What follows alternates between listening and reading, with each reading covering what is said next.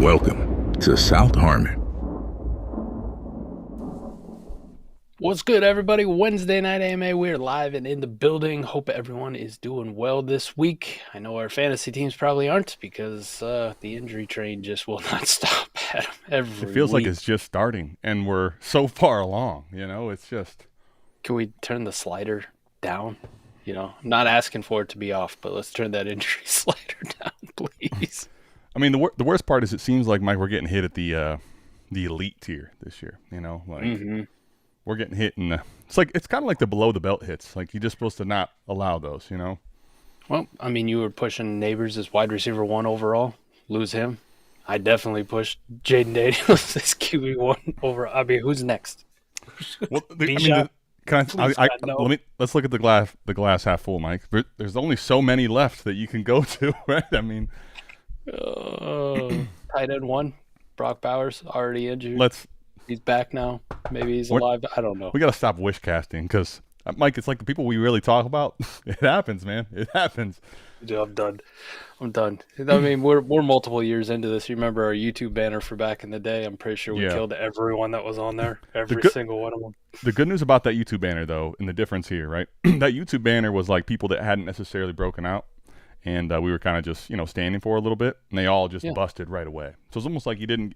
That's fair. This was different. They're like, let the guy really get excited. Get him real excited, and then we're gonna take him out. I love it too. You just said busted right away, and then you said let a guy get really excited. Oh my God, we're starting off on a good one here, buddy. 6-7. Cheers to you. Just get it all out of the way. Let's go, man. All right. Any news on Daniels? Well, we'll go ahead and start at the top. One Jayden Daniels, buddy. Out for the season. I'd imagine, at least, right? I mean, I think that's where we're at on news. Just about everybody imagines out for the year. Now, even if it's going to be they're not in a great position as a team, even at this point, right? Right. Because it's going to be a long enough injury for a 3-6 team right now that's really facing an uphill climb, anyways. Right? That was the crazy part about Daniels too. I don't want to, I'm not going to say he played bad, but it was just a letdown on the field, even from what we were getting last year. It felt like speaking of, tougher situation, right? The offensive line improved, but the run game took a massive step back. Massive hit. Massive step back. McLaurin's been banged up. Yeah, the wide receiver room has been a fucking mess all year, right? Terry McLaurin's holdout, then he's injured. Deebo Samuel's older, has a Cam Scatterbo play style to him at the wide receiver position. He's been in and out. Yeah. They've been relying on Jalen Lane and Luke McCaffrey, also injured on Sunday night, out for the season, done. It's kind of been a rough year. It is what it is. We also lost Tucker Kraft. I mean, as if that wasn't a top 5 tight end too, right? Yep. Big rough one. But by all stretch of the imagination, Jayden Daniels done for the year. Right, I don't see. I would say he's at least done. Just imagine it this way: in a best case scenario, he's probably missing the fantasy football playoffs anyway, right? So even if best case scenario, maybe championship week if we're lucky. I mean, your team's not going to be able to make it through it, I highly doubt it. Yeah, that sucks, man. It really sucks. Let me ask you this: you got Jayden Daniels. Yep. You have a very good team. You're a playoff team, top 4, let's call it minimum, right? Yep. Solidified. I don't want to say like if you lost out, maybe you could miss the playoffs. But aside from something crazy like that, you're locked into the playoffs. What are you doing here? Like what's the willing to go down to pivot realistically? Let's just call it what it is. You're not going up. Just not how this game works, right? I got an offer today. Okay. That I turned down. I'm a rebuilder from a competitive team. 16 and 0. You're a rebuilder, and a competitive team sent you something with J-Day in it. Got it. Okay. Yep. You wanted to send me Jayden Daniels and the aforementioned Tucker Kraft for my Drake May and Sam Laporta, straight up. And I said no. I said no to something too. Let me ask you what you think of this. It was so I'm contending as well. He's trying to send me J-Day for Mahomes, Rico, and a third. See? I'm good.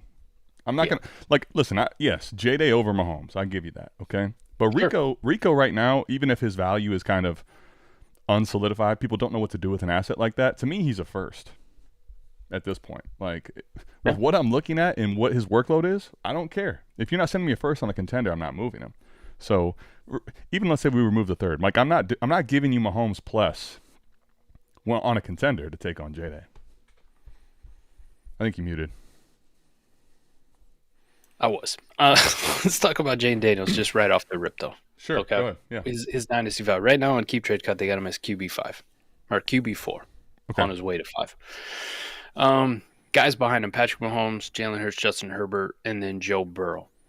So realistically, Adam, when I look at it, I go, I mean, after we get removed 3-4 weeks, we start to get into fantasy playoff nut cutting time. I mean, we're gonna be talking about Jayden Daniels on Keep Trade Cut somewhere around like 6. I was gonna say, do you think it's 6 or 7? Gotcha. Got Beat me, your ass. you son of a bitch, you. I love All right, well played. Well played. Oh, speaking of well played. Whoa. So big Joey cheese sticks. Going wild. My man, Joey. Cheers, buddy. Appreciate you. Cheers to you, pimp. Mm-mm-mm. It's good to see money all over the screen because it's been less than that. And then I'll be able to read the question. Cheers, fellas. Miss team decimated, or I don't know exactly what I'm saying. Yeah, it might be French. I don't speak. Come on, Baxter. You know I don't speak French. By big injuries. What are you moving, Alan, for in a Superflex best ball start 11? So this is a different conversation. We'll go ahead and give you, super chat first, and we'll get back to J-Day. 3 liquid first plus, and then if you a lot of teams aren't going to have 3 liquid first. You know what I mean? They're not going to have three picks, 3 first rounders. Let's say they had an early pick. 26 or 27, because that will change the outcome. Let's say 26 for now. Like a 26, so you're talking early third, 103 or better? Well, yeah, like a top 3 pick this coming up year, yeah. And they have let's say you got to go players outside of that or something like that. If you could tell me, I guess it doesn't really matter if it's 26 or 27. If you could tell me one of those is locked into being I was kind of top confused because I thought you were going to say that. Yeah. Okay. Yeah. If you tell me one of those is locked into being a top pick, I think I'm gonna come off that plus side pretty good. I'm going, all right, give me 2 more and we'll call it. If not, give me one of those, another first, and then I'm gonna need something with some upside that is kind of borderline on the first right now. You know what I mean? What does this get it done? No. Does this get it done? No, it does not. All right. I just wanted to make sure because you're talking realistically more of a first than a second because I think Shaheed, who that was up there, as well as, Jacoby Myers just traded. Yep. Those guys might be in the second range, but I think I'm looking for more like a. I'm looking for something more on the youthful side, to be honest, right? If my team took a shitter, right? Like we've seen some Luther Burden moments. If you wanted to buy into that. It's probably not a first for Luther Burden, but what about a Gadsden? You could do that. What about another injured player, Scatabo? There's another good example. I was going to go with an underperformer too, like Matthew Golden, who hasn't done fuck all. There's a good one. Can I tell you the truth? I'm getting really worried about Golden, honestly. I would be too. Just because the opportunities seeming to be increasing, but they aren't. The production's not. Yes. Production's not. No, something like that, maybe. An early first, another random first, and then, a player like that. Let me give you one that I think you could realistically get done if they have this. I think at this point, like you could get it done very easily with a guy like a Cam Ward in there. There you go. That'd be a perfect one. I'd love to do that. Let me ask you, do you need 2 firsts in Cam, or do you need a first and a second in Cam? What do you need with Cam Ward? I think market will tell you 2 firsts, 2 random firsts, and Cam is. I agree. Where you're at. But that being said, Cam, a first, and then another. I mean, we're not borderline talking first player.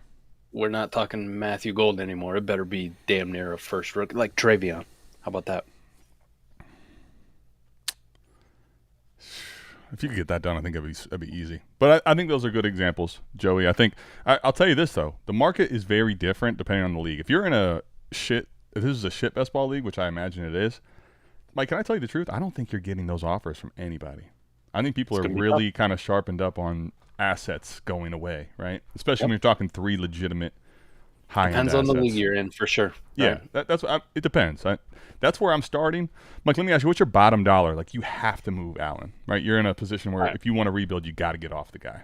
I'm in a shit league. I'm rebuilding. It's bunch of smart people in here.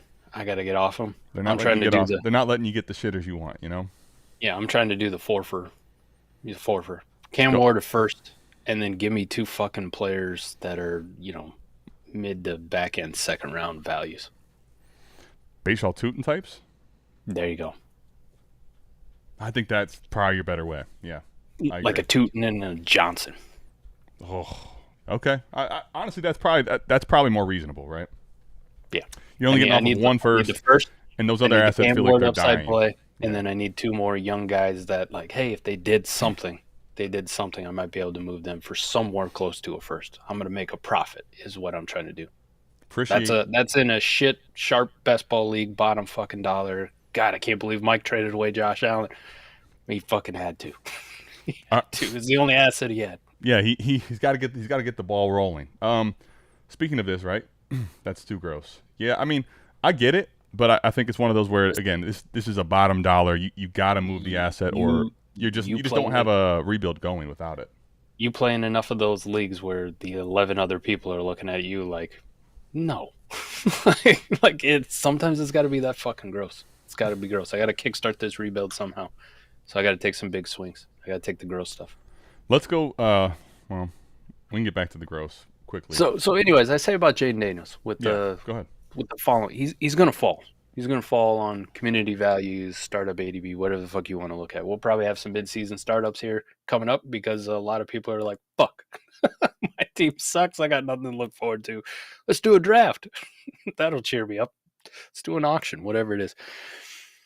I say somewhere around that 7 or 6 range is where he's going to end up, right? Probably just in front of Joe Burrow, but Jalen Hurts is playing, Justin Herbert's playing, Patrick Mahomes is playing, Drake May is on, fucking on another planet right now doing his thing, and then obviously Josh Allen and Lamar Jackson. So at the end of the day, that's when I look at a deal where you say like Jayden Daniels for Patrick Mahomes or Jayden Daniels, like the deal I said with Drake May, it's like they were already Jayden Daniels was on a downward trend because of his injury and the poor play in the wide receivers. It just hadn't been that great of a year for him. Fantasy production was his okay. Production, exactly. His production wasn't lending you to have the train go up again, right? We're talking a few days removed from a season-ending injury, and you're asking for a fucking asset that was already in the same conversation of him. And I know Jayden Daniels is falling farther the farther we get away from this injury, and the more desperate you become for a player. So I told him straight up. I said yesterday's price is not today's price, and that's what it is. I love Jayden Daniels, and if you made me rank them, there's going to be 2 different sets of rankings, right? Like how I'm valuing them for 2026 and looking into the future, and you're how looking I'm at a dynasty ranking without points scored, and you're looking at a playoff contender scoring rankings, right? Playoff dynasty ranking, right? Like I'm still factoring in dynasty value, but I'm also thinking about what they're doing for this year. I think if you got Jayden Daniels on a contender and you can get the Coke's strong, Corey. Thank you, though. You can get a Drake May, a Patrick Mahomes, a Jalen Hurts, a Justin Herbert fucking straight up for him and pivot. Mm-hmm. You just easy money. Now, when people send me those kinds of offers, that's what I'm looking at. And if I'm not letting you fucking get out for one, man. You do have to pay a tax. There's gonna be a tax because it is a godsend if I'm in the shoes on the other foot, right? And I send that offer for Mahomes or whatever, and somebody takes that straight up. They're letting me get a bailout. I was gonna ask you, would you rebuilding side? If you're contending, let's talk lineup first, then we'll go to best ball as well. But we'll talk both. Let's talk lineup, start 9, start 10, right?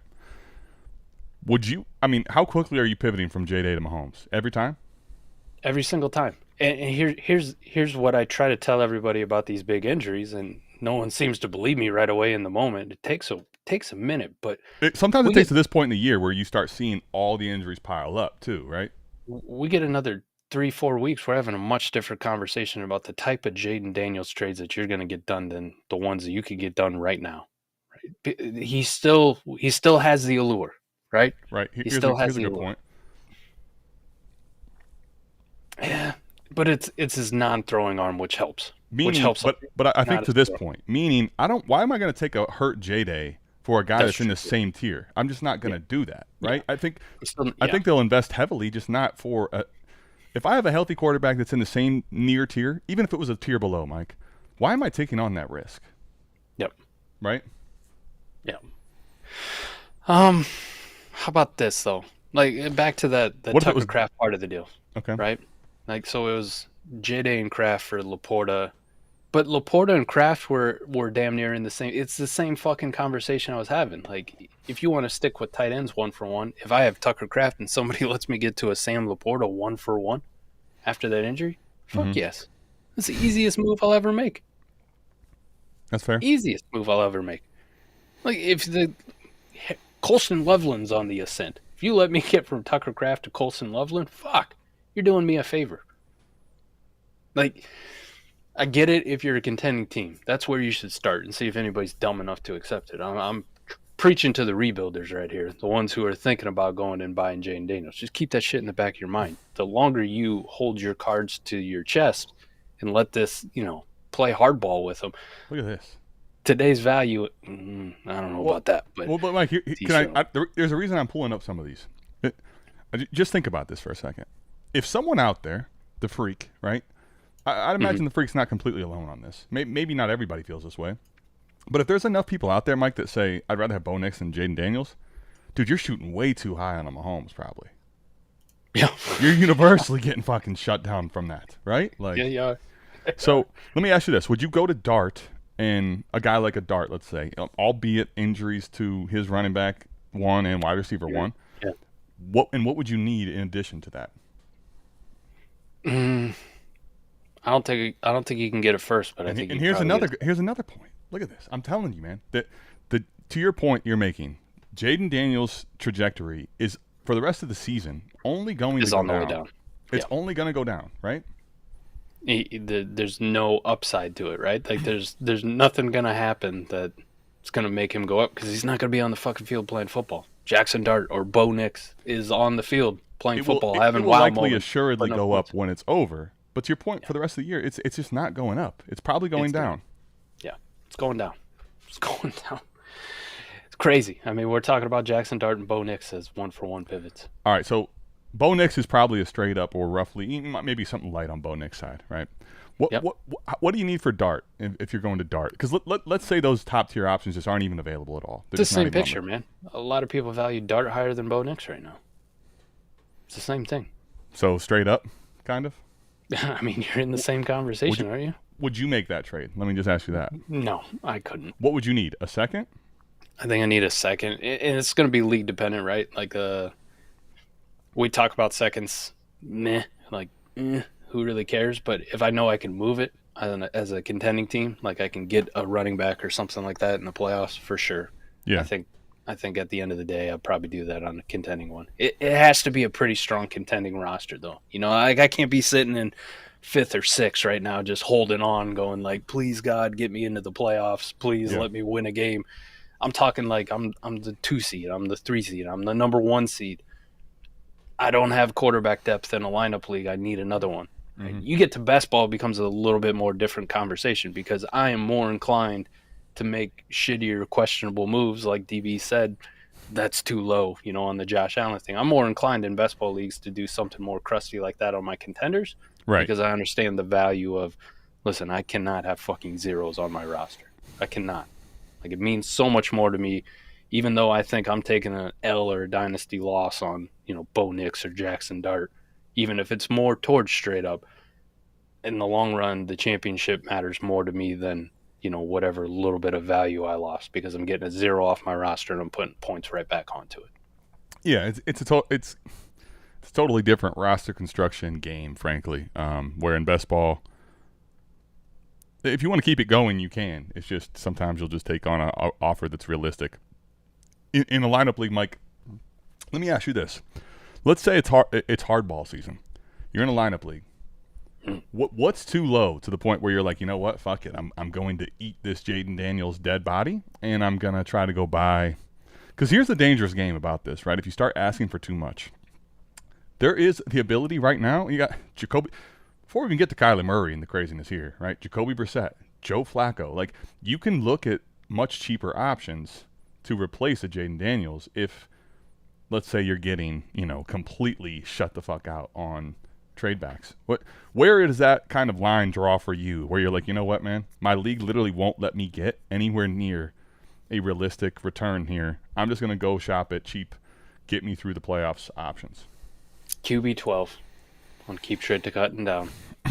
Okay, so right now, for the record, that basically, and honestly, that's a pretty good. It's basically Bo Nix, Caleb Williams, Baker. But whether you want to throw Jordan Love ahead of Baker, which I probably would, right? In that range, where it's basically like, okay, now we're going to less than desirable names at times, less than desirable situations, less than desirable production, a la CJ Stroud. Brock Purdy's not fucking playing. I mean, right, I'm with you. Mute. Run it back. I'm rusty. Run it back. All right. We're paying for the name. We're paying for the name. We're paying for the perceived dynasty value, even though they don't really have a whole lot of certainty. And here's the caveat. There's, like, they talked about Bo Nix, or they talked about Jackson Dart. Caleb Williams falls into that conversation. There's no real potential for rocket ship rise in dynasty value, right? Baker has been on a fucking heater for 3 years now. Yeah. And he's stuck here where he is. Right? He's tapped out at 12, right? He's tapped out at 12. Like, that's about the range he's going to stay in. He could maybe go to 11 or 10 if you're telling me it's the same tier, but it's the same picture, really, right? For the rest of the year, Dak Prescott could shit QB1 overall weeks. I mean, just shit him out. Is he going higher than 12? 16 at the moment for production, kind of, especially lately, feels a little high for his ranking. No? I mean, at that point, I mean, there's still some JJ McCarthy trutherism is in me, right? Like, I could see some upside with him, but this whole you thing can also see downside too, right? Yes, but this whole thing is just littered with, we're paying for them because they're clearly better than the guys below them, but the production isn't that much greater. I think I can get similar production for far fucking cheaper, if it's just a rental thing. Like, I'm not going to make these pivots. I'm not going to pivot from Jayden Daniels in a lineup league to Jordan Love because I feel like I have to. Like, it's nut cutting time. Fuck you. I'm going to sit on him till next year. And exactly. We'll just, and you know what I'll do? I pray to God I find a Jacoby Brissett on the waiver wire here in the next couple weeks. And see, this is where I'm glad we got to this point, because this was going to be the important part of the segment for me, where, Mike, when I talked money moves the first episode, getting ready to drop one this week, right? Think about it this way. This is one of the huge reasons why I want to make sure I have some form of liquidity, even as a contender. Because guess what? Now I might be better off holding J-Day. And the only way I can do that is if maybe I have a couple seconds or a first now. Mike, I'd rather pay a late first of my own, honestly, for fucking Stafford, than sell J-Day for some return that's shit like that. Yeah. Legitimately. Like, if I'm going to lose one, I'd rather lose that one there. So I'd rather lose the late first, which we know, could be a Caleb Johnson next year. Right. You know what I mean? Right. Than lose out on a, perennial top 5 rushing quarterback in fantasy. Exactly. A guy that's a Konami cheat code that doesn't come around very often. No, right? I'd rather stash that on my bench and risk this year. So if you won't let me stay in the young or, allure names, Mike, I'm gonna park him on not my taxi squad, but essentially that, right? He's just parked in my R spot. So yeah. I tried to make that deal work with a counter, I tried, I really didn't work out. I was like, the tax either needs to be add on your first to it. I'll send you Drake May and Sam Laporta for your Tucker Kraft and Jayden Daniels, but I need a first on top of it. And that was a no. And then the other one, the guy also has Malik Neighbors. And I was like, oh, perfect. You could take like a fucking Christian Watson. You know what I mean? I'll take your Malik Neighbors. We'll call it even. Sure. There's the tax. But it didn't work out, huh? No. Well, I do think because, and it's funny, someone put in here a question. I don't think it necessarily matters. Keep Trade Cut, for the record, basically has them as the exact same, right? They're like literally neck and neck. I forget, 13 and 14 or something. But these are two players, I think, that are high enough elite players, what they showed us in their rookie year, to where we are probably in a conundrum potentially with these guys, especially in lineup, to your point. Like when we talk best ball, I'm probably, if I have one of these crazy elite teams, like I have 2 best ball teams where I might actually hold. I'm in that position. But every other league, Mike, I'd basically be like, listen, I have to trade this player. I'll take an offer that's shitty, that feels really gross, but I'm just getting the value back and probably filling a bunch of holes in my team. Right. So, but in lineup, we're probably in a conundrum with these potential assets where Neighbors has really done nothing but trend down. If you want an example of what Jayden Daniels is going to have happen to him, exactly what Neighbors has. Exactly. So I was just going to bring that up. I mean, he's down to 7 right now.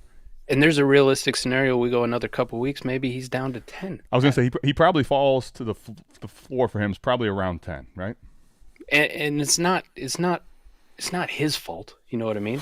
Yeah, it's because he's not playing. But everybody has an opportunity to pass him while he's not doing anything, right? So JSN has ascended above him since the injury. In particular, right? the young players, the JSNs, the first, second, third year players, especially fourth year players, probably, right? Those younger players, yep. They play well, Mike. They're going to go ahead of a guy like that for sure. But the reason I'm saying that, go ahead. You're like one more big Emeka Buka week away from Emeka Buka passing him. He's 100% in the range that could pass him. Yeah, you're another one or two big Drake London games. You know, another 3 touchdown performance away from Drake London passing him in ranks.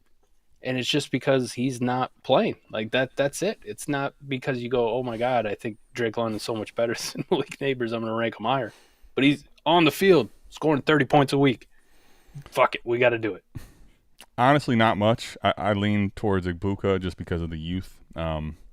There's more excitement around him, right? He's had one less year on his resume, and if you look when you look at the total body of work after the season's over, you're gonna have one that really kind of struggled in year one, and one that did it, one that went crazy. So I'm always gonna lean that way, and that's typically.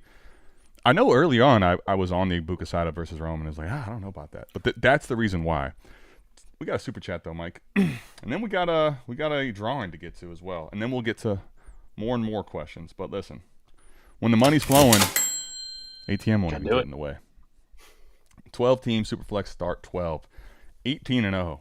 How's that for a flex? I got a $5 question for you for a team that hasn't lost a goddamn game. I don't think you need our help. Well, here's what I can tell you as far as our help goes. Honestly, when I look at this, okay, so he says, I sent J-Day5, Mixon, Tez, a 27-second for Josh Allen and a 4th. Gucci or not? Let me say this. Mixon at this point, personally, who cares? Well, I don't ever, the way I'm looking at this, if I'm trying to make this type of a pivot, the last thing I want to do is let a Mixon potentially sour the taste of the viewed deal. Like, just aesthetically, when you look at that deal, Mixon being in it can get some negative feelings. Yeah. Right? Like, it's just unnecessary, personally, for me. I don't even want to cloud the person I'm trading with that asset. Literally just drop it. Make it J-Day5, Tez in a second. Nothing there makes you feel terrible, right? Johnny, did the guy ask for Mixon in that deal? Yeah, unless there's and even if there's a love button, it was probably from like a year ago. It's not there anymore, okay? Yeah, to your point, I also don't like to throw those in because it feels like it just sours the whole thing. Could be the greatest deal ever for the other guy. It's like, what the fuck you trying to put Joe Mixon on my team for? Ugh. And here's what I will say, right? I will say nah, straight up. Like, if I'm being honest, this is a Gucci for you. There's no way I'm doing this on the other end, right? Even if you took Mixon out in the 4th out, let's just remove those for the sake of the point. One, I'm just not giving you any type of pick back. I don't care if it's a 17th. Not giving it to you as a bailout. But Tez in a second don't do shit for me even in a start 12, frankly. They just don't, right? Nope. So I think if I'm you, I would look at my roster and look at my picks. Do I have a first? I would attach a first to J-Day at this point to go to Allen. Mike, would you do that? Yeah. I mean, you're right there in the ballpark. It's getting a little pricey, right? And kind of dependent on the league type you're in. Lineup league, yes, a little bit more. Yeah, in this one here, start 12. No. Start 12 lineup. Would you do it? I'm doing it in the lineup league for sure. So I think what I'm doing to try to get this going is a first. Or the problem with start 12 though, Mike, is a player that's worth a first is probably very hard for you to let go of because of how many starters you have. So if you have a first left, I still would send that to you. Because if you want to stay in the elite tier quarterback, I think that's what it's going to cost. Yep. But Johnny didn't need to do it. The guy wanted. He did. He sent it prior to the injury, and I looped back and got it done. Oh shit! That deal got done. Oh, you're just flexing. Now he's flexing. Is that Gucci? No, that's brilliant. I didn't realize when you had the question. Well, this is a great trade for you. Mike, I would like to be in a league like this. 18-0, and here, Josh Allen. Let's keep this undefeated thing going. That's great. That's fantastic for you, dude. I'm sorry, we misread it as far as like, is this likely to get done? This is a smash. This is a smash and a half for you. It's not even close. Dude, think about the rest of this. A second, Tez, Mixon, I could give a flying fuck. How did you get a fourth back? Just toss it. Here you go. I need a fourth, buddy. I need this back. That's well done. It's insane. Well done. It's pretty good, though. Not bad. Yeah, that's a great Jacoby Myers, let's go through the two traded players, and then we'll get to the drawing. What do you think of Jacoby Myers in the trade? Yeah, it was I think I don't know, remember who said it in the Discord, in the Savage chat, but, trades one shitty quarterback for another shitty quarterback, or equally shitty. Might have been Redwoods. We ain't wrong. Both quarterbacks he's played with this year are terrible. Let me give you if I was to give you anything, the players that have received the ball or had good receiving numbers from T-Law have been very intermediate, middle of the field guys. Christian Kirk and Evan Ingram. Yeah. Christian Kirk and Evan Ingram are the only two guys that have really put up consistent numbers with T-Law. Say what you want about Brian Thomas Jr., his numbers with T-Law were not good. So this type of player, honestly, if I'm gonna give any type of potential positive from it, that's it. Like I'm not here glorifying the trade. I'm really not. But I'm saying if there is anything positive to take, that would be it. Yay. We're all sitting here hoping for a Breece Hall fucking to the Chiefs trade, and instead we get Jacoby Myers. Why were all the big trades the defensive side of the ball? Not that I don't like those, right? But it's like for fantasy, like come on. We're trading Sauce for 2 firsts. We can't get rid of Breece Hall. What is happening? Yeah. Why? They're only asking a third too. The Chiefs fucking hardballed them, but like we're only giving a fourth. Dude, there's just no way. See, here's what I believe, Mike. There's just no way that's true. There's no way a team isn't sending a third for Breece. There's no way. No way. Why? I don't know. All right. They really devalued the running back position that much that they were only going to give up a fourth? I don't know. Whatever. All right. Well, people have been sleeping on Shaheed for a while. Let's not stay too gross for too long. How about Shaheed going to the Pacific Northwest? Yay. I guess. Yay. Woo. Super excited. Can't wait. I mean, Darnold's throwing the ball a hell of a lot better than any of the quarterbacks that New Orleans has on their roster. Hot take. I don't think Rashid Shaheed's any better than Torrey Horton. So who gives a fuck? Well, that was actually going to be my point. You make this trade. I don't want to say it's an indictment on Horton, but I think he's going to step ahead of Horton on the depth chart. You think frankly. So? Right away? I think Horton has been playing a hell of great ball. And I've been really excited because, Mike, I had him stashed. Speaking of force, he has been one of my fourth hits, right? Like, he was the guy I was drafting in the 4th and 5th round. This is pre-NFL draft, I'm pretty sure. But that has hit. And you're like, dude, best ball, this is a found money. I was worried I'd have to cut this guy mid-season. Not even at all. That's fair. But now, Mike, I guess here's my question. Do you make this type of a trade if you're Seattle if he's not going to be on the field for a heavy amount of snaps right away? Probably not. Don't you think? What'd they end up giving up in that one too, by the way? They gave up 2 picks, which was the other crazy part. It wasn't like they sent some like late pick swap or whatever. Let's see. A 4th and a 5th. So that's honestly probably nearly the equivalent of a 3rd, frankly. Maybe not quite. Here's my only like pushback. I mean, we're looking at it from a fantasy lens, and for 99.9% of your leagues, this shit isn't going to matter. Both in 2026. But we look at it as like fantasy, wide receiver only. Adam, there's probably a big fucking component that Seattle makes this deal because they're competing now and they're trying to upgrade their kick and punt return game, to be completely honest, because Shaheed is an all-pro at doing that. Sure. Right? He's David goddamn Putney in this deal. Sure. That's what he is. So we want to look at it from the wide receiver lens, but actually I think probably 55-60% of this deal is he can play wide receiver and add a little depth to us, and give us maybe a deep down the field dynamic that maybe we didn't feel like we had.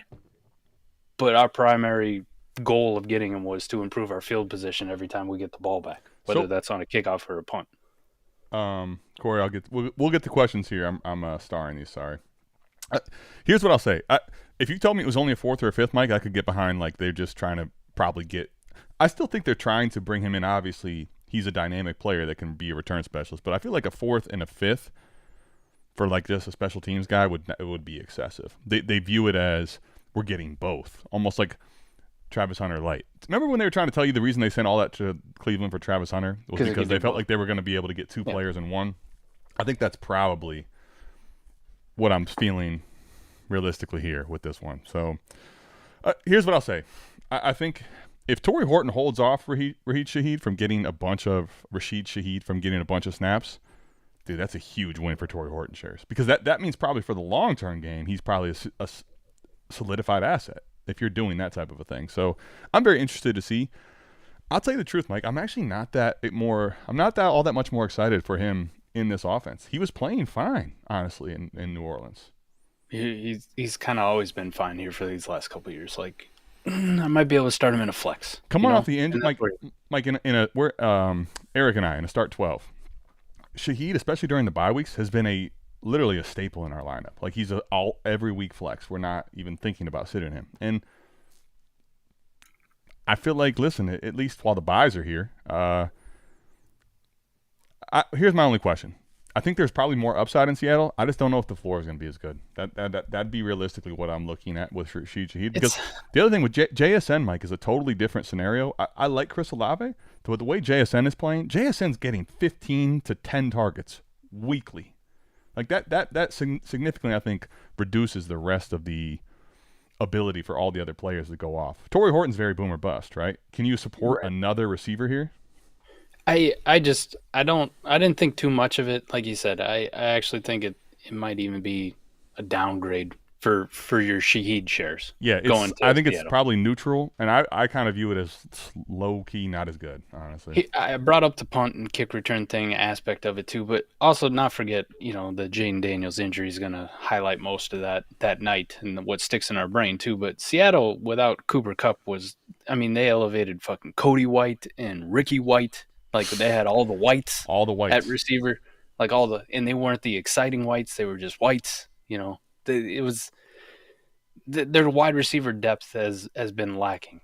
Outside of JSN, Cooper Kupp, and Torrey Horton, I didn't even know who the hell another receiver on Seattle was. And it turns out it's just a Cody White or a Ricky White or whoever the hell you wanted to throw out there. So they needed some depth. It kind of to me, it just felt like a downgrade for Shaheed fantasy production wise, and I don't know if he really has a path to increasing, like to get super excited about it. Like, oh, now he's finally going to be unlocked. Look, he's in a much better offense with a much better quarterback or whatever it is. It just feels gross. It doesn't feel like it was an actual fantasy move for us. It feels like it was just more of a football move where, hey, we got a fourth to fifth. We're competing. We can win this fucking division. We think we can win it pretty easily. We got to contend with the Rams, but San Francisco's banged up. Arizona's a fucking shit show. We're going for it. We need some punt returns. We need some kick returns. We need some wide receiver depth. This guy is available for the right price. And in the grand scheme of things, what wide receivers are getting traded for nowadays and how they value them in contracts, like Nick Westbrook-Akine hasn't done fuck all, and Miami signed him to a pretty decent deal this offseason. Sure. Like, these wide receivers are getting tossed around for extreme values. A fourth and a fifth doesn't really feel like shit anymore. It doesn't. I mean, Adonai fucking Mitchell was a big part of the Sauce Gardner trade, for fuck's sake. Like, they threw him in like it was like, hey, we got to have him. Yeah, but Adonai Mitchell is a guy that's just supposedly talented that GMs love to take second shots on, right? That didn't get to draft him. Shaheed is not really that for Shaheed's like right now producer, but I get your point. I'll just say, like, I've seen players that are Flacco went for a pick swap, a 5th-6th swap. Right. This is a 4th and a 5th. So to your point, Breece Hall couldn't even get a 3rd, Mike. Supposedly, again, theoretically, but running back versus wide receiver position, though, again, 4th and a 5th. All I'm saying is a 4th and a 5th at the deadline is. It's not like crazy high, but it's not like chump change, honestly, because they're both this coming up year. So you're going to be minus picks. I don't think the Seahawks are worried about being down picks this coming up year because they are on a torrid pace to start the season off. Anyway, you guys let us know in the comments what you guys think of Rashid Shaheed, Jacoby Myers, and obviously Jayden. has he been confirmed out for the year? I don't think that he has. It just we haven't heard anything yet. Realistically, the timeline for him to be back in the fantasy football playoffs, Mike, I mean, we're talking about a few weeks. There's not that much time. It feels a lot like the Joe Burrow injury, where like if everything went right and his recovery went well, he could be back by the end of the season, but it also feels like his team's going to be fucking far out of it by then, and there's no reason to bring him back at that point. True. That's true. Yep, very much very similar conversation. So unless you fully believe Marcus Mariota is going to go on a tear here over these next couple of weeks and just stack up wins, and could he give you a Jacoby Brissett situation? Like, hey, maybe he's got to play the Cowboys. Did you think that the Cardinals would do this at this point of the year? What, start Jacoby Brissett? Well, not. Of course, you're gonna have to start Jacoby Brissett because he's hurt when Kyler's hurt. But to come out and say, "Hey, this is our starter moving forward." Well, they said that, and everyone kind of took what they wanted to from it, right? And the Kyler defenders like me will take what we want from it. I'll just give you the alternate perspective on how I've seen this framed. They say that, and then almost immediately, then the reports came out about Kyler Murray's foot injury a lot worse than has been let on about. And then they went and they put Kyler on fucking IR for the next 4 weeks at least. So what were they going to say? Jacoby's our starter. When Kyler's back, we're going to play him or whatever the fuck. Is that what you guys wanted to hear for the Kyler part of it? They asked who the starting quarterback is. It's Jacoby Brissett. Why? Well, we're putting our starting quarterback. Well, he was asked this, I guess, leading up to the game, moments before the game, and he was saying Kyler Murray. So the question answer, it changed within a couple days. But my only take would be this. While Kyler got taken to the IR, right, and he is hurt with the Lisfranc, if Jacoby Brissett goes out and has 2 stinkers, he's not secured anymore with this gig, right? He's playing well right now, and you want to call him your starter for the locker room's sake, I could see it. But he's kind of a guy that has to continue to produce. He's been looking good, but again, I wouldn't take it for anything much more than that. Although it's not good news for Kyler, however you want to slice it. It's not. I got you. Here's what I would say too, Mike. I thought early on when I heard Lisfranc, it reminded me a lot of the Cam Newton season where they just shut him down right away. I mean, a mobile quarterback, especially on a Lisfranc, is terrible injury. Like, even if you play through that, you're not going to be mobile. So it could be the best thing for Kyler, honestly, just to fucking shut the season down, honestly, right? Like, I don't think you're coming out and scrambling a lot with the Lisfranc injury. All right. Speaking of, Mike, you want to do the AMA intro first, or you want to do the drawing first? We got a jacket to give away, buddy. Let's do the drawing. Let's hit the question. Drawing, not a giveaway. All right. We've already given a lot away. Speaking of giveaways, we got DB. Everybody, hopefully the giveaways have made it to your hands. Fuck yeah. Let's do it, buddy. Let's do it, man. I'm ready for it. We only got 3. We got 3.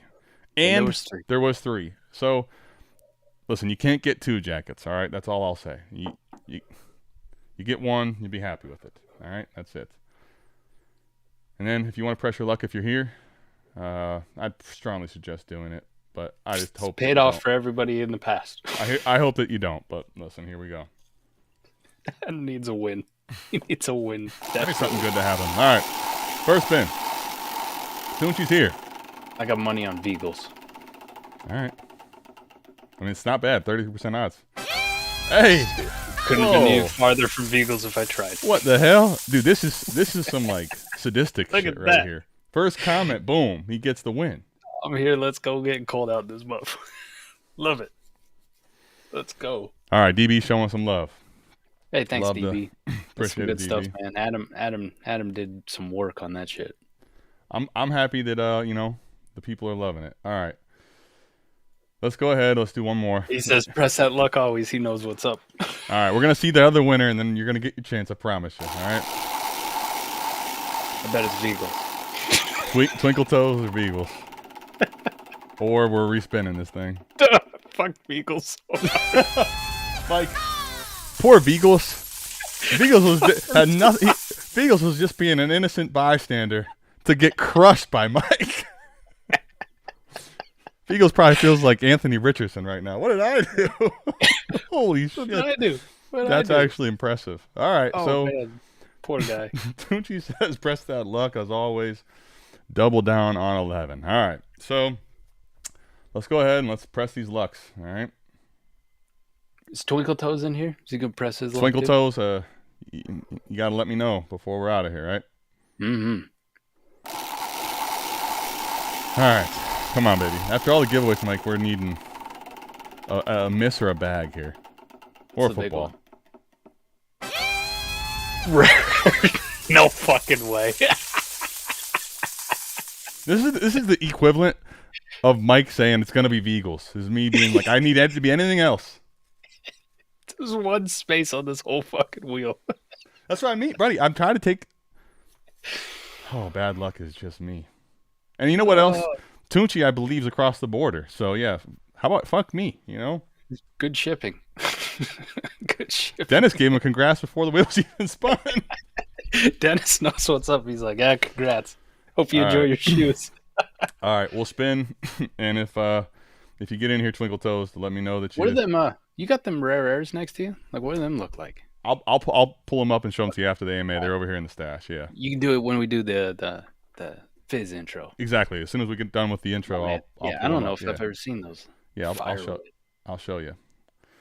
Tunchi. Running. Motherfucking Tunchi. God. And you know what? Motherfucking Tunchi for real. You got to throw an MF in front of his name when he hits you with that. All right.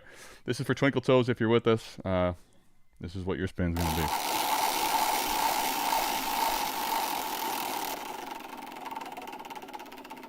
Jake says I'm here for the intro.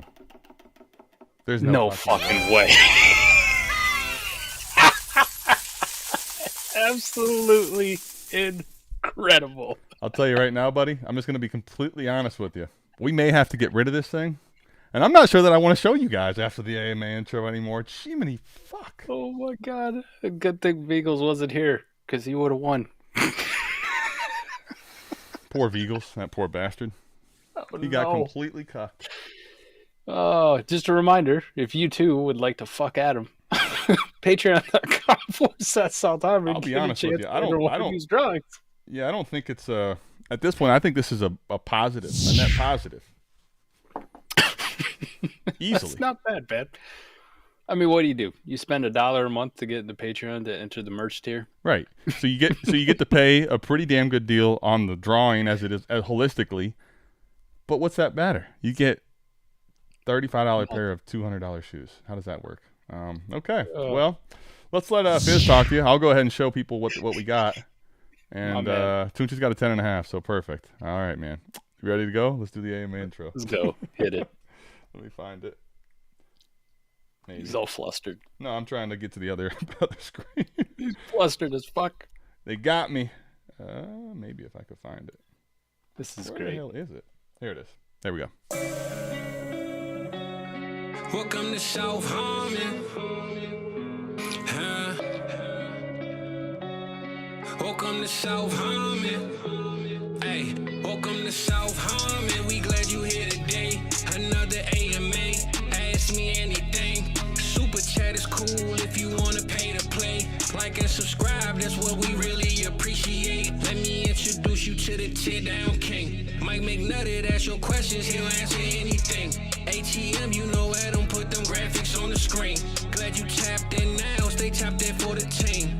Hey, everything is posted. Go follow the socials. South Harmon FF tag us if we get noticed. Welcome to South Harmon, we glad you here today.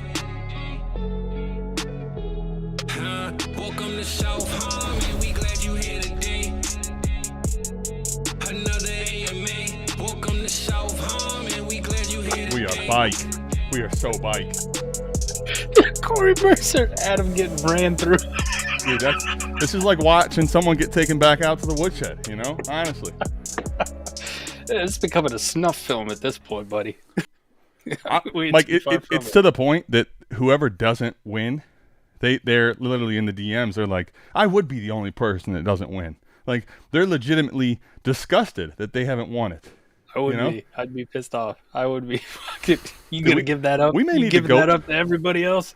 We may need to go through and have a tally on this thing, to be honest with you. You Hey, Dookie coming through with something, you know? With the Canadian dollars, too, for the Canadian shipping. Listen, thank you. Dookie needs to because I'm Dookie at this point. I'm getting ran through, buddy. It's You are getting ran through. It's rough. honestly, I love nothing more than to send stuff to the shitheads. But damn, it's like, come on, just while you're down, right? It's like a curb stomp, man. Just getting kicked in the teeth. Kicking you. What do them shoes look like, by the way? So there's I have 3 different ones. I need to get the fire red still. I only had so much time actually while Fizz was talking, but these are. Have you not seen the fire reds or the rare airs, Mike? Did you say? I don't think I've seen either. Okay, so here's the rare Air 4s. Okay. These I have in 12. All right. I fucks with those. Yeah, these are pretty sweet. The 3s are pretty sweet too. These are the rare Air 3s. So this is what Tunchi. These are yours. 10.5. You said correct. These are the 3s, rare Air 3s. Oh. All right. Now the other one actually is in reverse on the other side too. So Nice. the fire red 5s. Remind me, Mike, before we get out of here. I will grab those while Mike's answering a question or something. But that jacket. Honestly, the jacket might be one of the best parts of the haul. Puffer jacket. So congrats. I think next week I'm busting mine out, buddy. I was about to say, dude, it got cold. Let me double check too. here. Let me double check here, but I'm pretty sure we got a freeze warning here. I might be wearing that baby to work. Corey Mercer says, box of tissues for ATM. Damn. Oh yeah. Sunday, high of 34, low of 21. That puffer jacket's coming out. Coming out. All right, needs to make it today, Beal. Let's go. Yeah, I made sure to make sure Mike.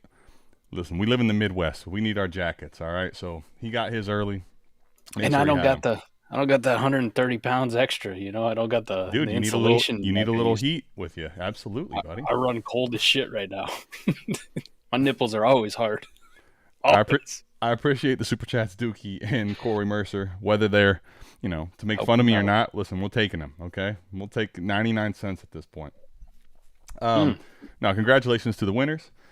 And Mike, let's get to questions, buddy. Keep questions coming. Make fun of me still too. I'm not telling you not to keep doing that. All right. Where would you guys rank May in Dynasty at this point? Is he top 6? I think definitely top 6. I will say the reason I'll say that is because I think to me, even let's say you wanted to have him at a lower spot, right? So let's say you had him at 7 at this point. To me, Mike, he's gonna pass J-Day because of the playing. Right, so I think 6 would be minimum. Like he's at least at 6 at the floor. To me, Mike, I think there's a conversation. Would you rather have May and Mahomes? Honestly, May. I'm saying I probably would lean May because of the youth and the way that I would be able to trade May. I'm just saying I think that's a realistic conversation in Dynasty, which puts him to me at quarterback 4. Yep. Would you rather have him or Hurts? Let me ask you that. Probably him.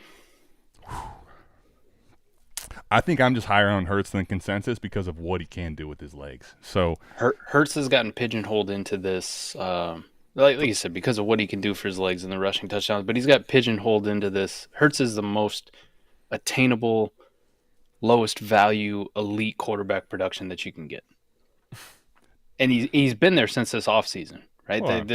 No one can find Twinkle Toes. He's on life support. And then all of a sudden he's here. He appears. Hey, I won some shit. This is all you had to do, unfortunately. I know. Really fucked Adam. Sorry, go ahead, continue, Mike. By the way, this is to help keep you warm, okay? But Hurts has been pigeonholed into this, like 4, 5, 6. We saw it in the offseason with startups and auction values on Jalen Hurts, and we talked about it quite a bit. Like, man, I can't believe he's going this late, or the fact you could get him at like the 108 or the 109. There's always going to be this group of Jalen Hurts haters, right? Like I got to fight him all the time on Twitter. Like, he's not a good quarterback. The Cam Newton stands, whatever you want to call him. So I just say in the Dynasty game, while the production is very similar between the two, I don't have to fight any of the negatives on Drake May at this point, right? Everybody's just fawning over how great he is. Yeah. He's everything we wanted Justin Herbert to be. But he just doesn't have weapons, and he doesn't have to deal with a Greg Roman or a Jim Harbaugh, or the fact that every goddamn tackle that the Chargers have apparently is hurt, right? I know they just traded for one, Trevor Penning, you and I guy. What up, Northern Iowa? Dude, they're trying, buddy. Listen, D2, come on now. Let's go, buddy. 1AA. 1AA. I shouldn't say. You're right. D2's excessive. 1AA. But yeah. That felt like a shot. It wasn't meant to be. Okay. All right, don't knock him down too much. Remember when That the was basketball that was team my upset, bad. No, that's what I'm saying. That's upset on Kansas like 2008. I Come on, meant, don't you know, forget. you guys know what I meant, and I apologize. But it's Hold on, is this we real? No. We get Justin Herbert like right at the beginning of his career, so like he's on that ascension. You remember Justin Herbert right after his rookie year was fucking QB1 in like startups. You know, it was crazy. So Drake May's on that one. So between Hurts and Drake May, I think I'm going to lean Drake May. So actually, I think the conversation starts at 3 with the Jayden Daniels injury. I really do. I think we start talking about him at 3. I have him at 4. If you want to put That's him at 3, that's fine too. The reason and let me tell you why I lean Hurts over May at this point, Mike. To me, at this point, like I'll lean the younger quarterbacks typically in my rankings ahead of, the guys that are older typically. But when we get to this point, like the reason I do that is because typically the viability I have in trade, because I can trade them anywhere. Mike, but if I already have at this point when it's 3 and 4. Like, if Drake May could get me to Lamar and Josh Allen, that would be the only reason I'd put him ahead of Hurts. Because if you tell me 1 for 1 who would I want on a contender, I probably would bank on Jalen Hurts outproducing Drake May for the rest of the year. I'm not saying it wouldn't be close and it couldn't be Drake May that wins. I'd prefer to have the production of Jalen Hurts personally. But so the viability of trade, while it's important for me, at that point it's like, what's really the point if you're just going to hold these two assets because they're so highly valued? What's fucking crazy is actually how close those two are. Production is close, very close. So I only got warped through week 8. We'll see what week 9 brought when Koopa throws the update in there. But sure. They're off by just in your normal league, Adam. So I got one that I use just as vanilla. 0.05 warp difference. 0.05. Wow. 0.05. Not 0.5, 0.05. Neck and neck, we call that. Yeah, and if you're a points per game stan, 21.5 for Drake May, 21.9 for Jalen Hurts. Drake May's actually outproduced Jalen Hurts in rushing yards, not rushing touchdowns, because Jalen Hurts got 3 more than him. But passing yards, Drake May's got 600 more passing yards than Jalen Hurts. So, I mean, they're razor thin, neck and neck, and then you go youthful upside, you go, how your whole market's going to perceive him, how your league's going to perceive him. I think I would put Drake May over Jalen Hurts, which is crazy to say because I'm kind of the biggest Jalen Hurts defender that you can find. But I think you're looking at QB 3 and 4. I think it's Josh Allen, it's Lamar Jackson, it's Drake May, and then it's Jalen Hurts. Jayden Daniels was in that conversation until he snapped his fucking elbow in half, unfortunately. Sure. The one thing that stunk about Daniels was for the year, he really wasn't producing like we were hoping at all, unfortunately, because of the situation and the injuries and stuff. By the way, I'm getting ready to take some ibuprofen. Someone put in here, by the way, these have to ship to Australia, Mike, so. Jesus Christ. Yeah. Just when he thought it could get worse. Damn ATM, he's really cramming it in you dry. Now you got to ship him to Australia. Yeah, we're Holy shit. Welcome to shit, by the way. This is real shit. It's happening on set, Twinkle Toes, you got anything of Australian dollars you could super chat? He might need them. I see Aussies. Too, like it's a bad day for you. I see all the guys in the Discord posting the new Red Bull flavors. I see you don't have it. No. You still got a green one. Yeah, this is, by the way, this is 2024 summer. So listen, it's just, sometimes you just got to get through certain days. I didn't click on it because I don't give a shit, to be honest. But I'm asking you because it's you and I care about you. What is the winner flavor for this year? I believe it was apple, Fuji, and ginger. Which let me tell you something. The winners consistently for 3 years now. Well, I haven't had this one. Okay, but 2 years in a row. When I look at the flavor, I'm like, that kind of sounds awful, and then I love it. So okay, it's on. By the way, Fuji, apple, and ginger. So it's on theme of like I listened to the name of it and I'm like, 2026 Red Bull Christmas edition, old gym socks, and Australian shipping. Australian shipping tastes fire. So good, can't wait. Well, here's the thing, Dookie. I should have to put in there. I may have to now. I'm going to need the international shipments to start kicking in something, okay? In domestic shipping, I gotcha. The international stuff, listen, after what DB, there was one price and then it gets across the border and then there's a whole additional price. But you can get 2 pairs of shoes from Payless for that shipping price. You probably could get 3. I don't think you're getting any rare airs from Payless. Though. Have you had it, Corey? You didn't like it? Okay. Okay. Corey says no. Damn it. All right. We got some Red Bull fans up in here. You know, Adam's still looking for that sponsorship, Red Bull. You know, I know you're busy. I'm trying. I'm trying. I'm putting extreme sports. I'm putting in front of people on a consistent basis, no matter where, no matter what time. But if Adam keeps getting fucked on these rare airs, you know what I mean? These shoes. We got to find an alternate source of income somewhere. You know, we do. And you want to talk about extreme sports? You can come on here every Wednesday night and watch Adam get fucked hard. I mean, most people put this shit on OnlyFans. I'm just saying. Yeah, they don't normally give it away at a discount, is what you're saying. Like I am, right? That's great. Can I tell you? Look, Rashid Shahid's in the chat. Let me shout out Tom. Tom did kick in. I was like, listen, Tom, this is yours, but he came to me. Like, listen, I know you're sending these essentially to the North Pole. So Tom did kick in on international shipping. We need more Toms in our life, but appreciate you guys. Nice. Here's an actual question. This is what always happens towards the end of the night, Mike. We're kind of just getting off the rails, and the questions don't come in serious. So it's just like we just keep staying off the rails, you know? Yeah, we finally got one. Got a good one. Pause. LOL. Honestly, there's probably a lot of things that were said that were paused, so I'm not even going to fight you on it.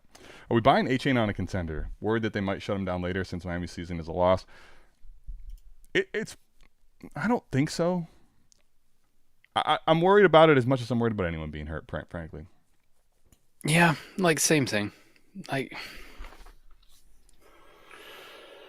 That's fair. The White Peach was really good, so. I mean, his warp. Listen, Chris McCaffrey, Bijan, Jonathan Taylor, fucking killing it. And then every other running back, Jahmyr Gibbs has had some weeks, but so has Achane, so has, James Cook, so has Javonte, right? Like, he falls into that tier.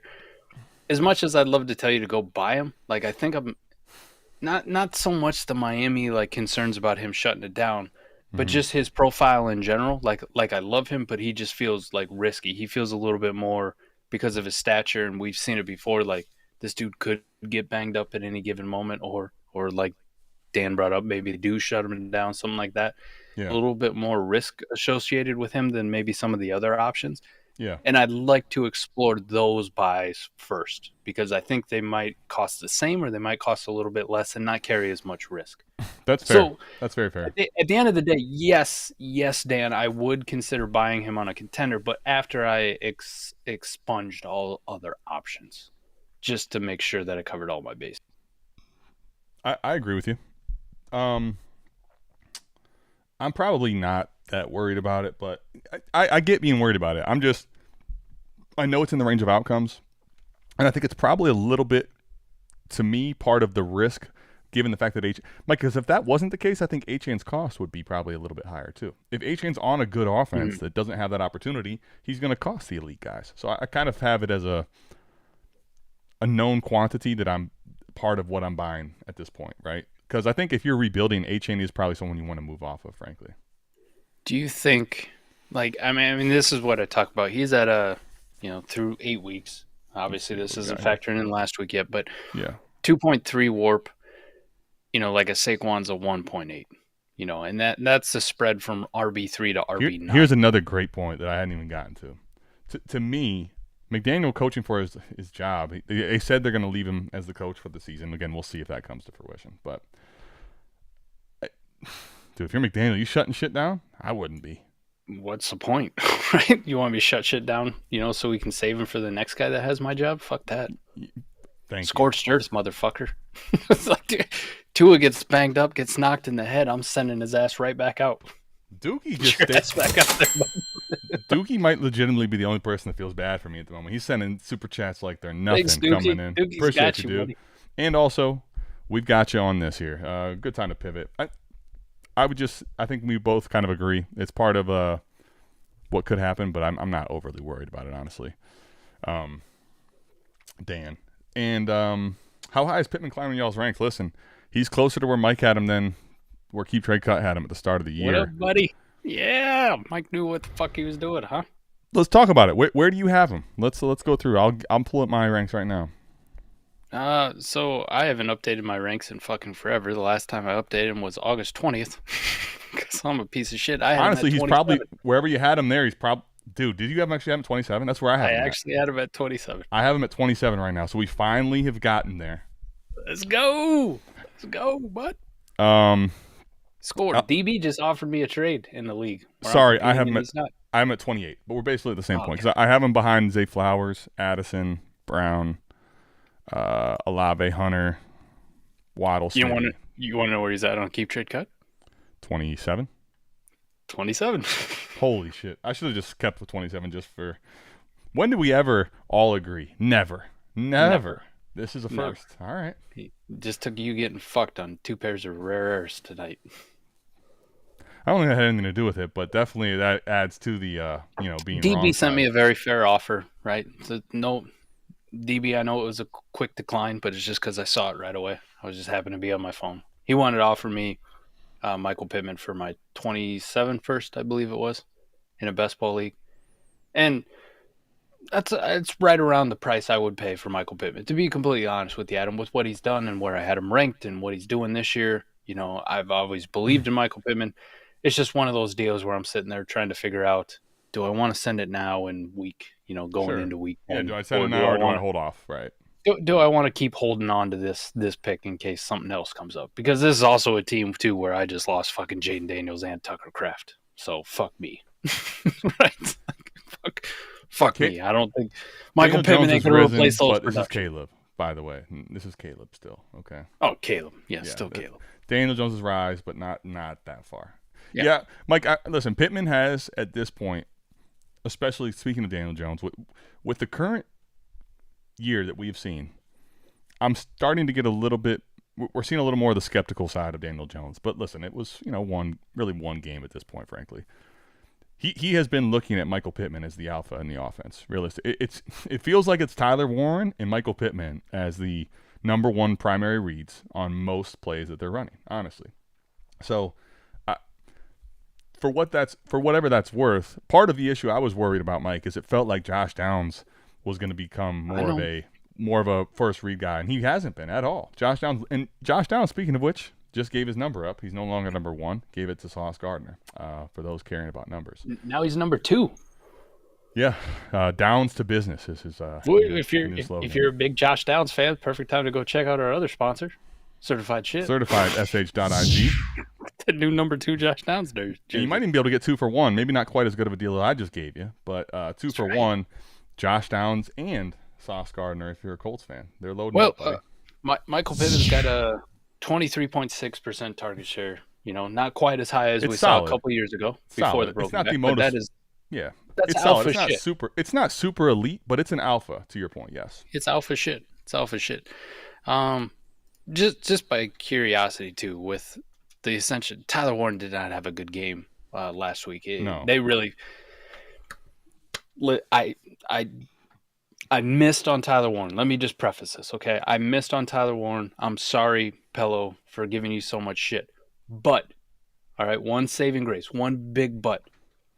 I did bring up the fact that maybe there will be defenses down the road who take away the bullshit that Tyler Warren does that the Colts were using him on. And we saw it last week. Tyler Warren did not have a good game. And that defensive game plan was, listen, you just want to get him out in the flats. You want to get him on block and releases, right? We don't believe he can run routes and beat our fucking linebackers one-on-one. Mm-hmm. We don't believe he can beat our safeties one-on-one. We're taking away the easy shit.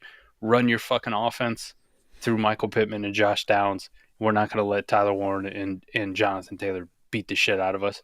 And it worked in perfection. It worked to perfection. Sure. Now, it is a copycat league, but I don't know how many other defenses are equipped to do kind of the same thing that the Steelers did to them last week. I was just going to mention that. The Steelers still run almost a defense that's kind of becoming phased out from a personnel standpoint, right? Yes. So it's a lot easier, I think, with what they run and what they have on the field personnel-wise to take away the tight end that's kind of really short check-down yardages. To your point, though, I'm very much in agreement that when you see somebody do something that takes away what an offense likes to do, you start to see that done time and time again.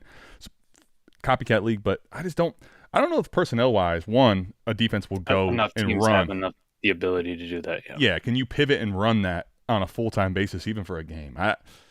We'll see. It could be. I don't know. As much shit as we give Jalen Ramsey, like the guy's kind of been overpaid for a little bit. He's still got that. I mean, he's one of the freakiest cornerbacks we've ever seen in the league. Not so much now. Very much. He's very freaky, age. By the way. If you've seen some of his post-game interviews, he's much a freak. I meant like freak athlete. I mean, he's like Deebo Samuel playing cornerback, right? Yeah, he's built different. I know what you mean. Built different.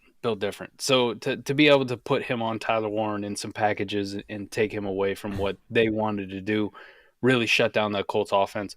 I say all that though. Tyler Warren's had an incredible fucking year, and he's at 19.8% target share. So he's a big part of the offense. That's really good for a tight end in his first year, by the way. Not bad. Michael Pittman's still number one in that offense, albeit not to, 155 targets or whatever it was 2 years ago, where he was just absolutely fucking insane.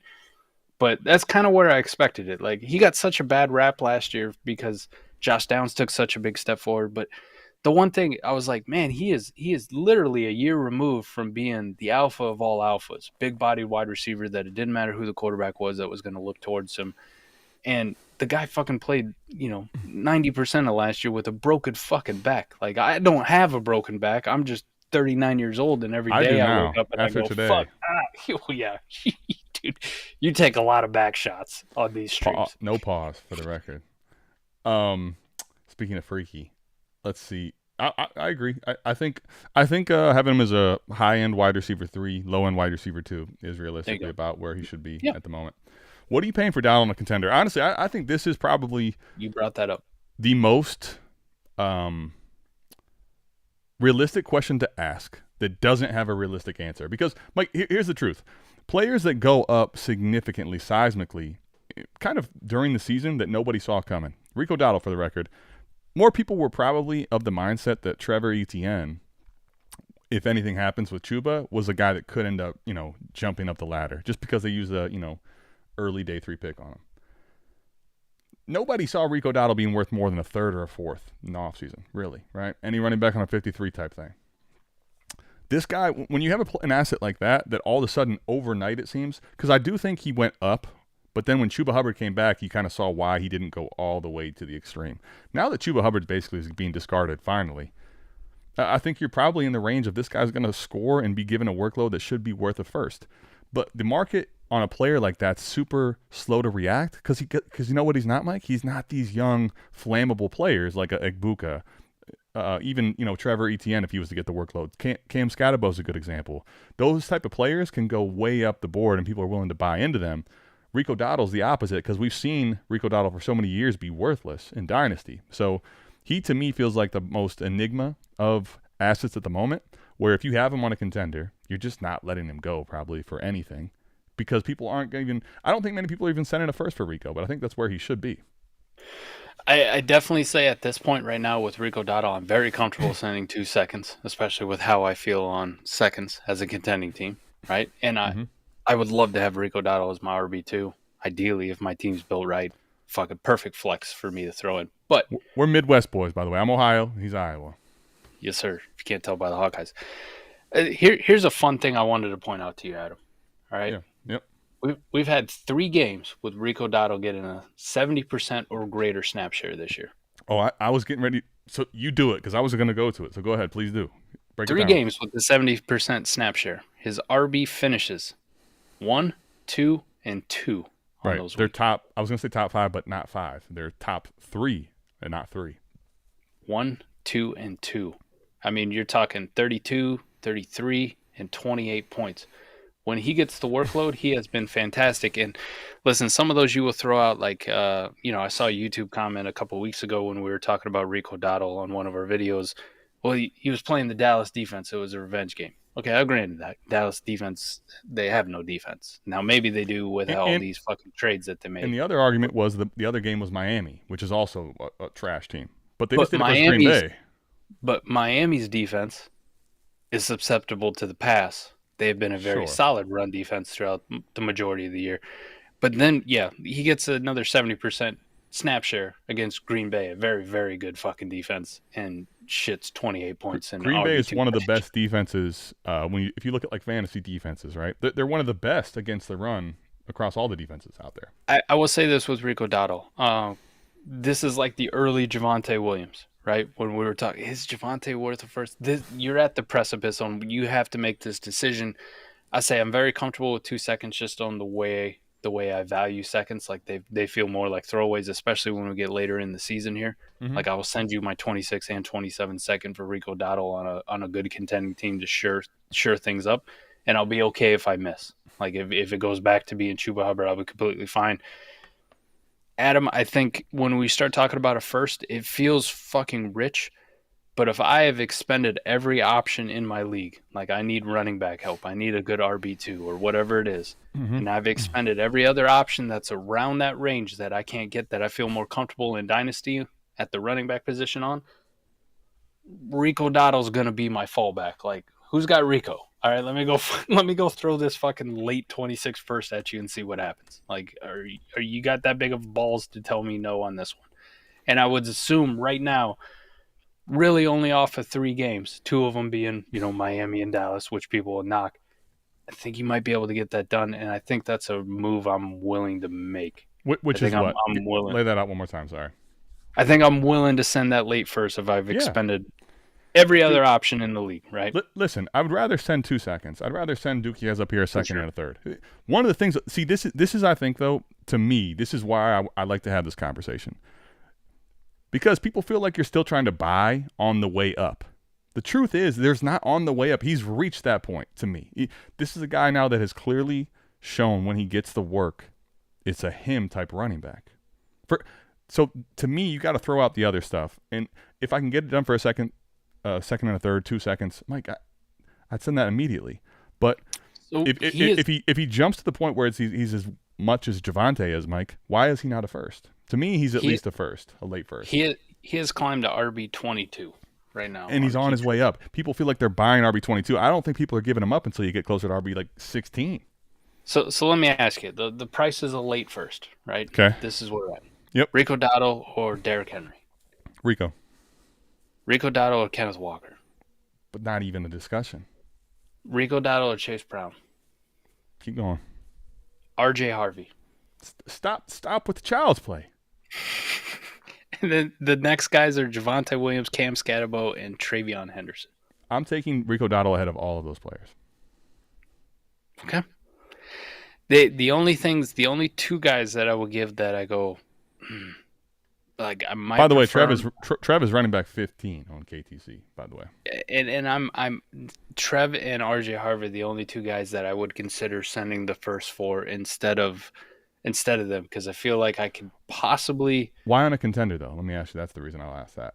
RJ Harvey, because he's actually doing something, right? Like he's actually doing something worthwhile. Trevion has not been good, and I know somebody put in our recap show on the comment that he looked good. Yet his advanced analytics do not look. Debo came out and like shit all over him today, which like made me laugh. Like his missed tackles, forces, breakaway rate, everything is in the fucking shitter. Everything's in the shitter. Not only the playing time and the opportunity, which we knew, but actually when he gets on the field, the production and his advanced analytics aren't painting a great picture for a guy that we think is the super explosive guy. But the dynasty value, you know what I mean? Like, could I get them and get some production out of them with this pick, and then still have the possibility in 2 weeks? Like, if Travion goes out this week and scores, 2 touchdowns and he finishes RB14, had him on the week, then I make another move where I can flip him for a Rico Dowdle plus? You know what I mean? Like, could I give you a Travion for your Rico Dowdle and get like a second back? And I've taken 1 pick and I've turned it into a tear down move essentially. So let me say, holistically in Dynasty, I'm very much of that mindset. Here's where this is the point, Mike, where I kind of stop trying to play the cutesy game a little bit. We get to double-digit weeks. And the reason I say that is this. Like, let's say someone's trying to sell me Rico for a first, and I end up going to get RJ Harvey, or I go get Trev, right? And I'm trying to make that type of a move. Well, Rico almost assuredly will go to one of my contending teams that's in the window of trying to win. So now all of a sudden, that trade probably doesn't exist because they're on a team that's one of the top 3 or 4 in the league. Because if the person's asking a first, Mike, it might be a little high, but there's probably someone out there willing to send that. It's not egregiously over the realistic point. So maybe to your point, though, you can go get RJ Harvey can buy you another player in a first or give you a different return. Here's the problem for me. Rico Dowdle right now, maybe a small sample size, but you can't Christian McCaffrey and him are the only two guys that are really guaranteed to give you 25-plus touches and RB1 upside every single week. Yeah. Yeah. Like even all the other great names aren't guaranteed to give you 25 touches a week. They're just not. Yeah. I think that's like you said though. I wanna try to get a little cute with it, and I've gotten burned many fucking times trying to do this. Right? Like sure. I've been too aggressive, and I'll go get an RJ Harvey, and then we figure out that the last 2 weeks when he's been RB6 and RB10 and scoring touchdowns, like bolster him up. The snap share don't fucking lie, and the fucking guy can't get 30% of the touches. Like, he just can't get on the fucking field, right? And that evaporates, and he's back to scoring 5 points or 4 points or whatever the fuck it is. And I've lost out on that. I think I want to be the gambler at the blackjack table, hitting on fucking 16. You know what I mean? Like, definitely. I get it, too, by the way. I get it. Hit me again, right? This is going to be a 5.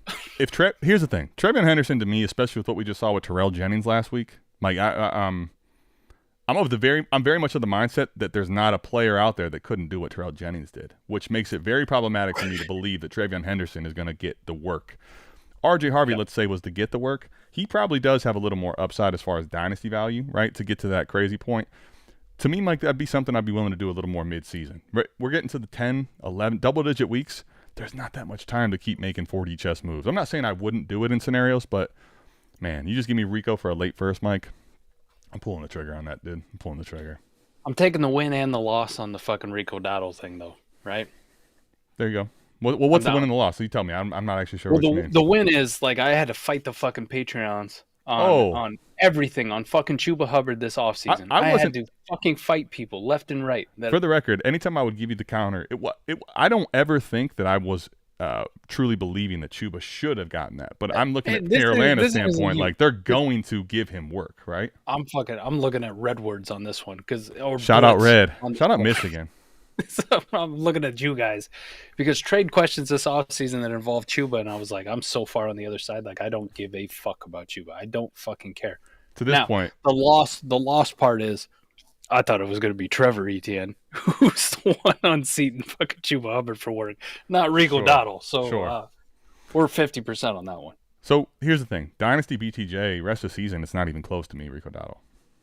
On who scores more? Yeah, I mean, we talking a redraft mindset? Fuck it, I would rather have Rico Dowdle at this Rico Dowdle in a redraft league is probably the biggest value that you'll have of any player. Dude, I wonder in my one fucking redraft league, home league, if I could get that kind of deal done. You know what I mean? Like, could you still... God, no. Redraft? I shouldn't say that. Someone might, but I can't imagine who they would be, right? That seems like a very much of a name cachet trade. Like, oh, yeah, let me get BTJ now. That's too much dynasty brain of mine, like, floating in here. Some people do have that sunk cost fallacy. They'll just look at a draft board. They'll see Rico was undrafted or barely So let's drafted. talk about it from a dynasty aspect. You got Brian Thomas Jr., some other guy. This I'm not willing to do straight up. It's a little too excessive. No, I'm not talking straight up, but let's craft a deal that somebody could fuck somebody over where it makes sense on the dynasty aspect, but you also get the... I would take Rico in a first in a heartbeat.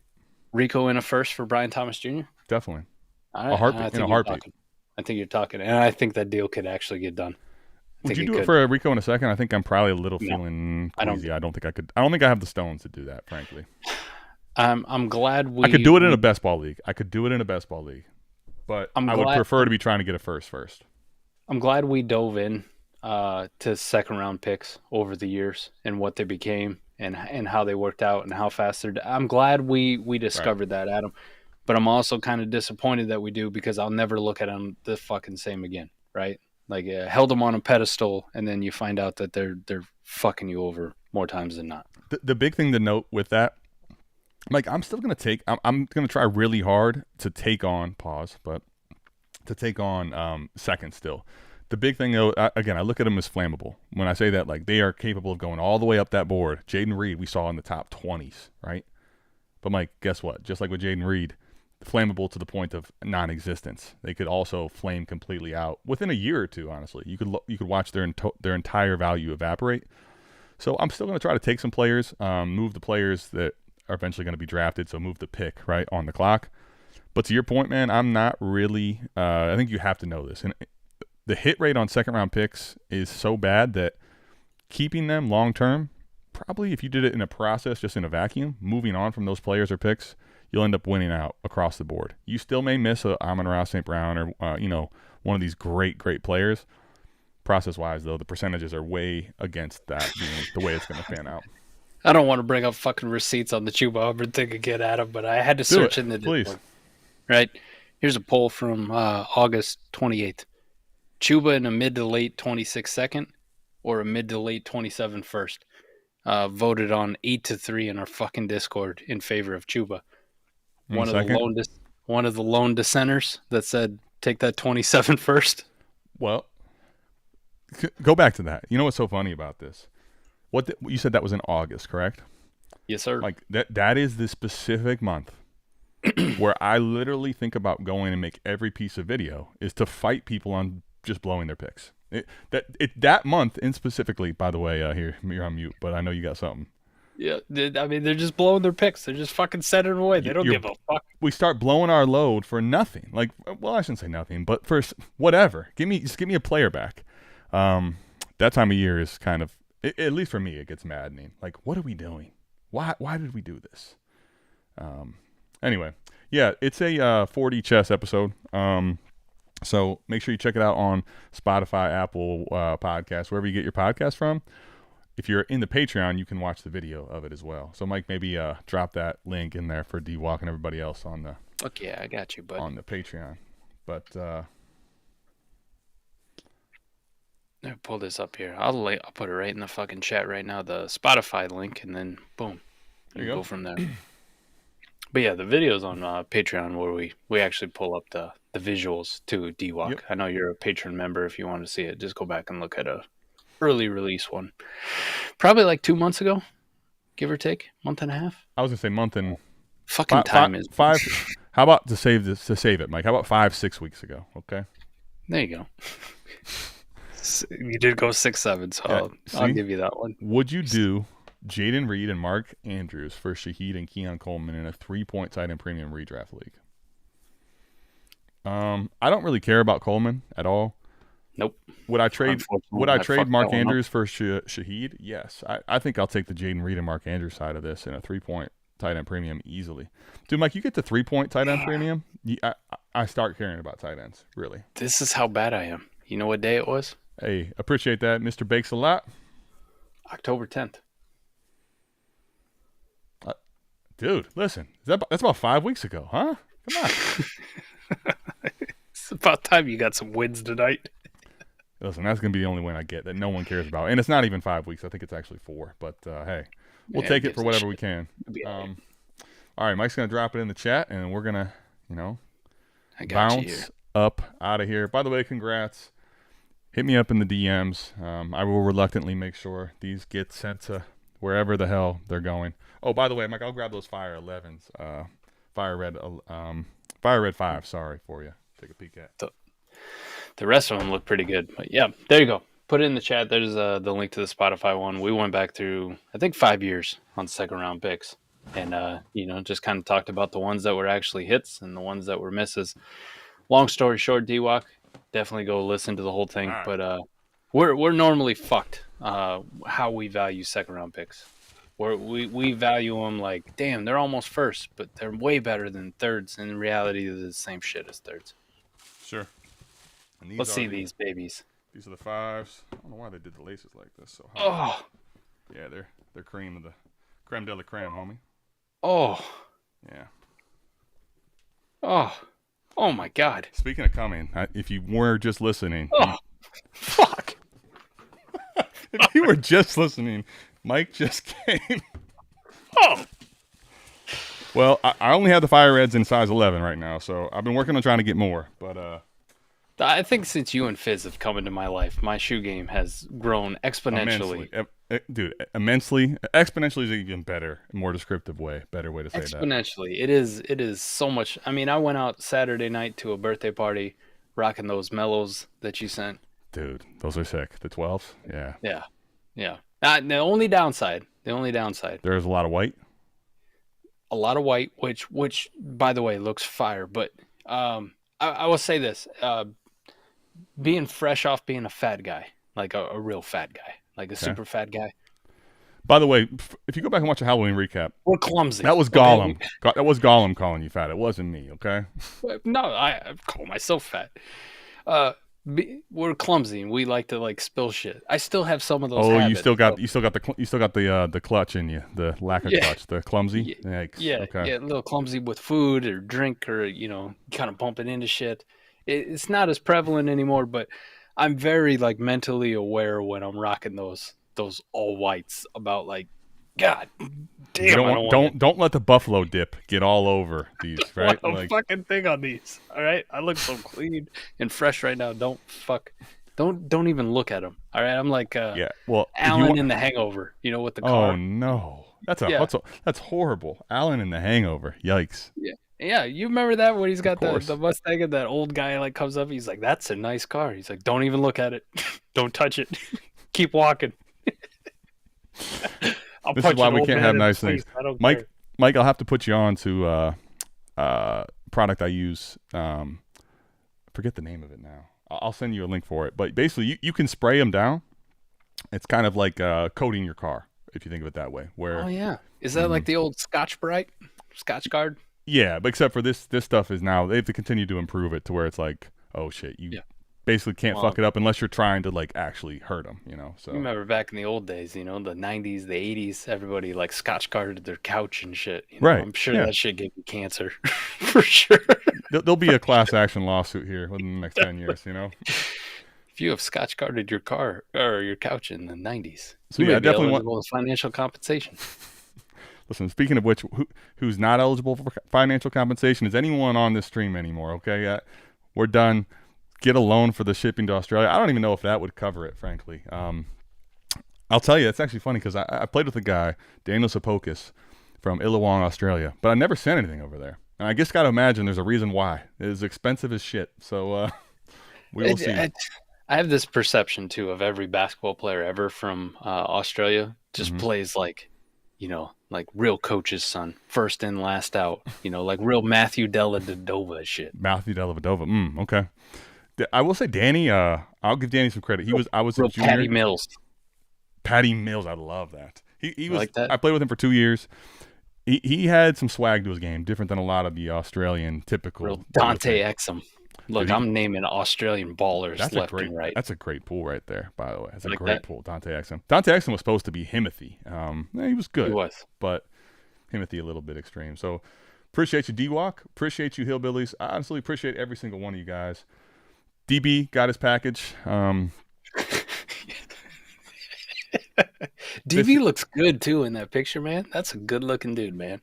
If this is accurate, we got to have some conversations, all right? We got to have some sort of I'll just tell you, the whole game may be shut down. So, you know how sometimes you can't have too much of a good thing and no one can have a good thing? It might be one person ruins it for everyone, Yeah. Fucking me out here digging up old Chuba Hubbard posts on the Discord like a fucking asshole. I tried to tell you fuckers, and you didn't listen. Well, all that to say, we will see you back here, same time, same place. I can't promise that at this point the spin to win's back, but it might be. But we'll see you back here. That sliver's gonna be that big next time. Might have to change the winners, Dude, that tiny sliver's still gonna hit. You know it. But that's the point. If it doesn't come off, Mike, it's just gonna hit. That's one of those things you just know. Hey, appreciate you, Red. We'll see you guys back here, same time, same place next week for AMA. Peace, man. Peace.